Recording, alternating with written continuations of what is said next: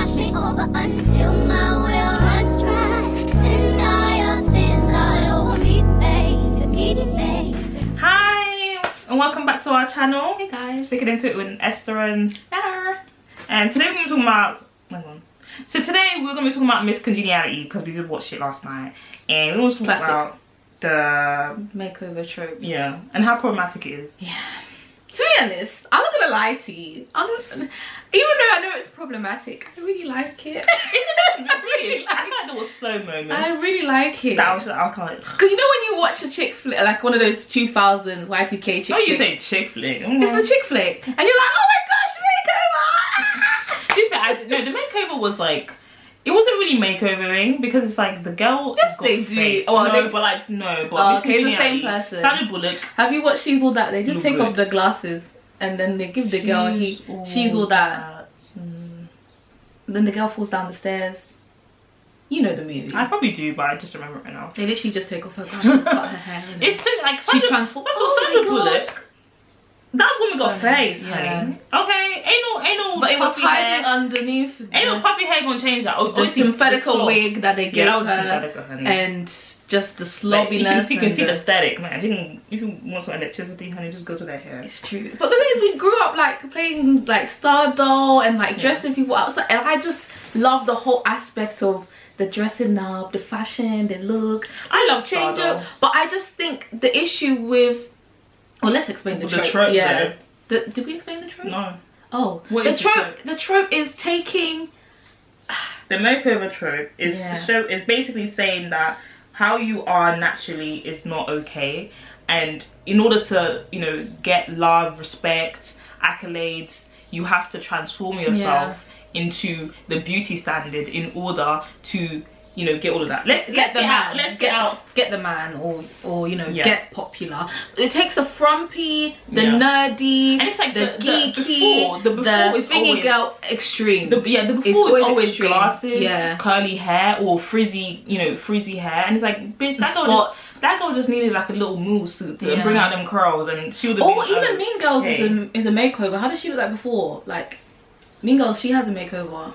But it's not like a massive makeover. She just changed. That would be part of the trope. She just wears different clothes. But that would be considered part of the trope because before she was this girl from Africa. Oh, don't play with me. God. Guys, we did a review on Mean Girls. If you're from Africa, so if you want to check out our review. So if you're from Africa, why are you white? So why is the makeover trope so problematic? Obviously, like for obvious reasons. So what you mentioned about the frizzy hair, that feels a bit, you know, anti-black. Yeah, it does. So basically, I feel like if I was in one of them rom-com movies, right, you're gonna get relaxed. My hair would be the texturized. Like how my hair is right now would be the before. Relaxercise. they just slap on a wig on my hair, talking about. They'll give you a bust down wig. Okay. Straight jet black. If it's got the HD lace, then okay, I'm gonna take. Look at you. I'm gonna take the lace. I'm gonna take the HD lace, honey, because.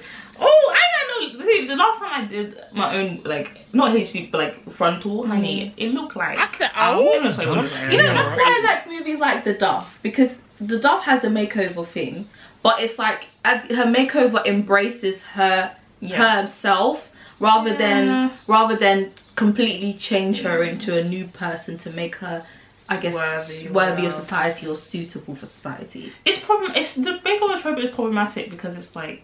With like the old early 2000s it was always like the women always have like slightly curly hair, again anti-black, because it's like, so curly hair is not beautiful then essentially. I love Princess Diaries, or glasses. Her hair was so cute.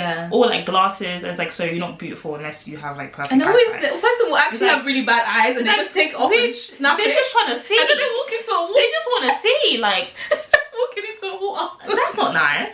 They're like, yeah, you look better without them, and then they snap them and you now they're blind, legally blind. You don't to see. Well, it's really problematic because it's just, I don't know.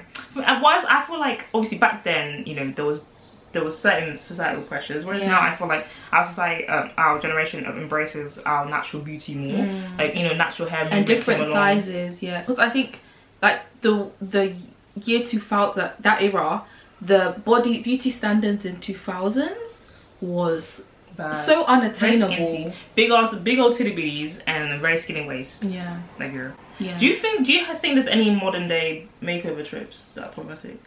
What about Tall Girl? Is there makeup in that? I hate Tall Girl so much. It's such a bad movie. Ugh. Kind of, sort of. But like, she wears like a suit. Like a blue suit and like trainers. And I was like, okay, girl. So it was it to embrace her own style? Was it to... Okay. But that's okay if you like it, girl, then I love it. I think in Miss Congeniality, especially when it comes to things like weight, that there was a very classless joke about bulimia. Yeah. They're basically like, she's trying to convince him to eat, and they're like, well, you gotta throw it up anyways. So I was like, ooh. It's not good, it's not good. But, you know, I feel like even though, sure, we may not see like these makeover tropes to the same extent in movies today, I still feel like we see in actual, like in celebrities. Example? Like, when you took Doja. Khloe Kardashian. Sorry, not Khloe, sorry. Not Khloe, what's her name again? Kylie Kardashian, the before and after. Even Cardi B, even before she's done her whole face, like I feel like, but it's presented makeup wise. I mean, sorry, not makeup, surgery wise. Surgery. You know, the makeup that is more problematic. I think because it's like that can be lethal. And I think that's what the baby of these makeover movies, this is their baby. I think it's progressed into, now that people can afford actual surgeries now, like celebrities, and it's no longer like a hush type of thing. It's now followed in like, I need to transform myself and become, you know, my true self by getting this done, doing that, doing this. And sure, we may be embracing more our natural stuff like our hair and like maybe, I was gonna say our bodies, but even I don't really believe that. Like, unless your body is like the stereotypical like hourglass, even if you have like a tiny curve or like you have some type of seat when you're behind you when you're walking, I still think, you know, people do feel like they are not change. That they have to change, and they are not the beauty standard.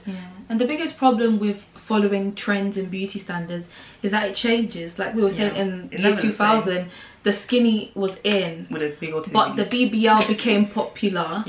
Thanks to Kim. I don't know if that's a thanks, but you know, sarcasm. No, I feel like Kim made it popular. Like, she gave the white person stamp of approval. And the thing about people were doing it before her, to be honest. No, not just that. People had those big old booties before her, but they had the shots, but they were being bullied. Being bullied for having big bums. Like, Nikki talks about how she got like ass shots. And then she was bullied for that. That's funny. No, but like Nikki's ass shots were weird. I said, jump scare. I am a bar. I love you, Nikki, but they were looking. They were giving.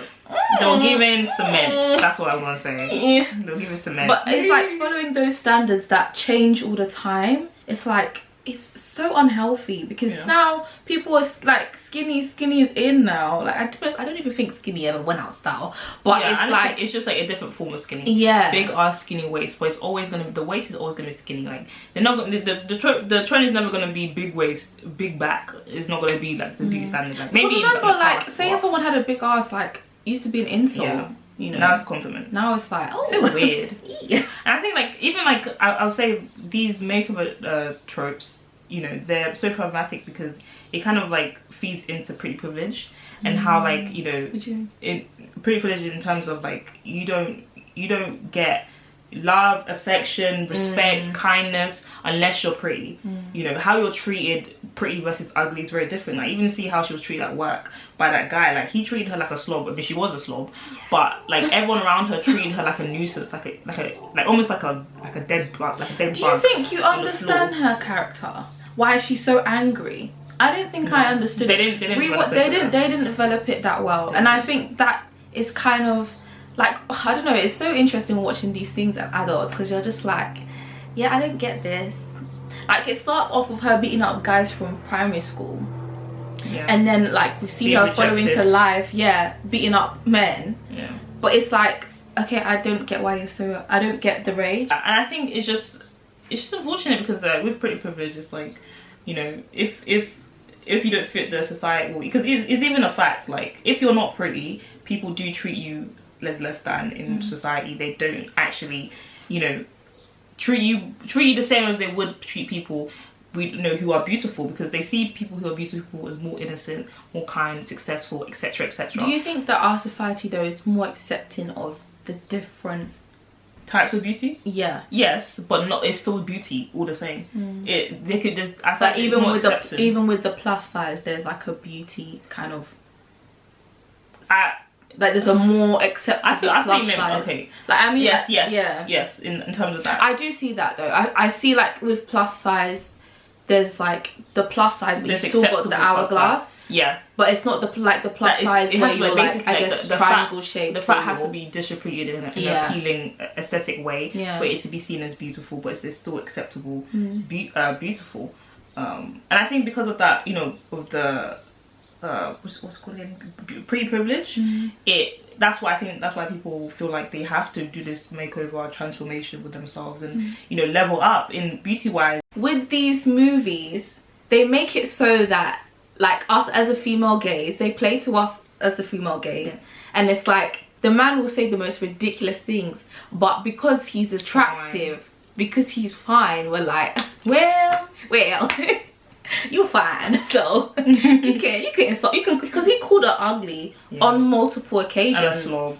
And that is, I'm sorry, like in real life, no, but it's only because this is a movie. Yeah. But that is not acceptable, and they made it to be like, he was like, oh, maybe we can go for dinner. And it's like, yeah, it's also like kind of shallow. In Miss Congeniality too, they're not together, are they? Yeah. It's really shallow, because it's like, if I was like, you know, because if I was, say, ugly, I never was. Is that a possibility?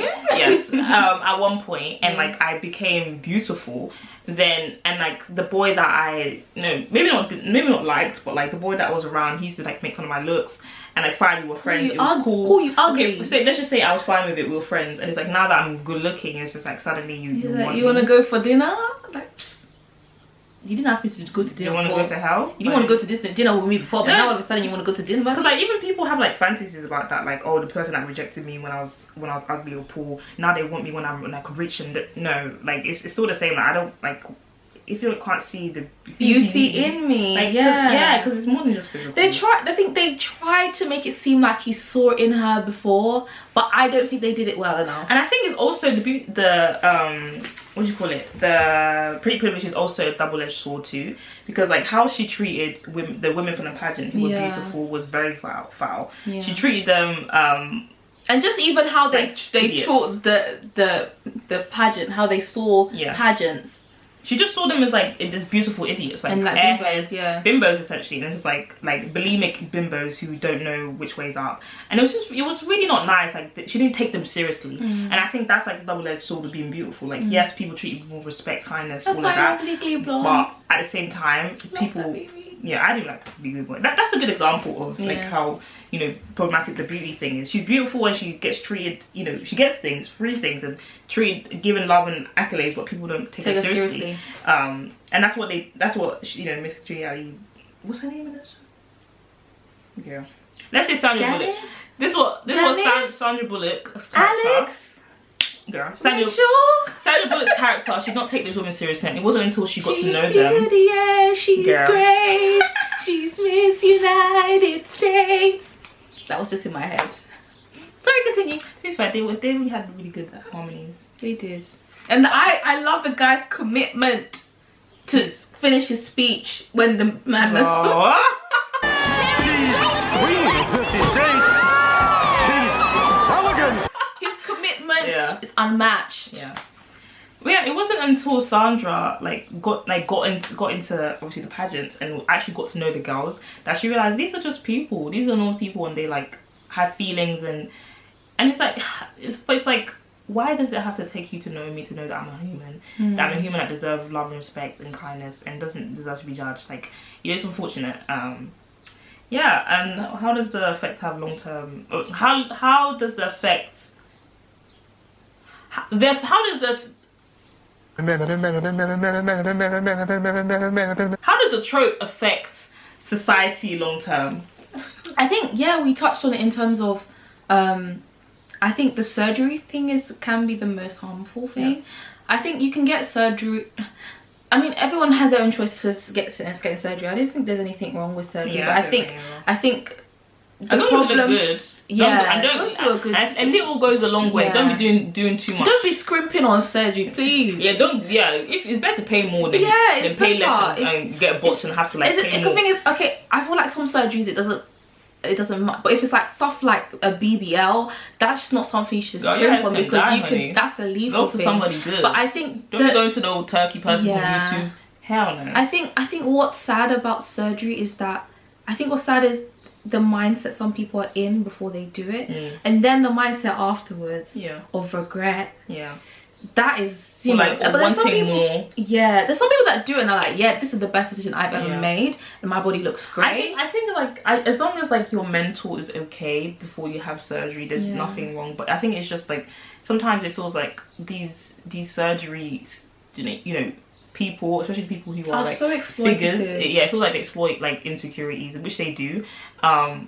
And yeah, I think for me, I've just seen, you know, when all these girls are getting BBLs on YouTube and like filming it, I've just seen too many like, I regret my BBL, I regret that. I've seen too many of that. I respect doctors that tell them like that's too much fat, or that's like, you know, or not even like that, but like surgeons, doctors who be like, oh no, I'm not taking out that much fat, I'm not doing that, or like even be like, oh, I don't think your blood pressure is correct enough for the surgery for this, okay. But yeah, I think regret is just not a nice emotion. I think definitely think it through if you want to do it, and make sure that you're doing it with the right mindset. And also with BBLs, you can't just get a BBL and sit down. You get a BBL, you guys need to be in the gym for the rest of your life. No, you have to be in the gym for the rest of your life. Oh, to maintain it, because that shit can go away. Yeah, it can go away. Yeah. If you have children, get pregnant, the fat is distributed, and you lose weight, BBL is gone. Why did I even pay 10k, 15k for a bum that's just gonna deflate essentially? That's crazy. Yeah. Anyways, but I think they're coming up with better technology now, which is good. You still have to maintain it. I mean, talking about not BBLs, but like breast. Yeah, but I'm still wary about breast stuff, because it's like, one, it's a foreign object in your body, and two, there's the chance of getting breast implants illness is 50%. That's too high. That is way too damn high, and then you have to end up removing it. And even if it doesn't affect you for like, you know, the first 10 years or whatever, it may affect you after you get your second one. Plus, breast implants are not permanent. You have to change them every 10 years. So, anyways, this is a surgery in a previous life. Yes, in a previous life. But anyways, thanks for watching our video. Thank you guys. Yeah, I guess watch Miss Congeniality. It's a classic. Yeah, I'm gonna say something. Thanks for taking part in this discussion that we had after watching Miss Congeniality. Girl, you wouldn't have that much lip for it to be underneath your whole chin, bruv. Oh, I didn't know that. Anyways, thanks so much for watching, guys. Hope to see you next time. Bye bye. And watch me over until my will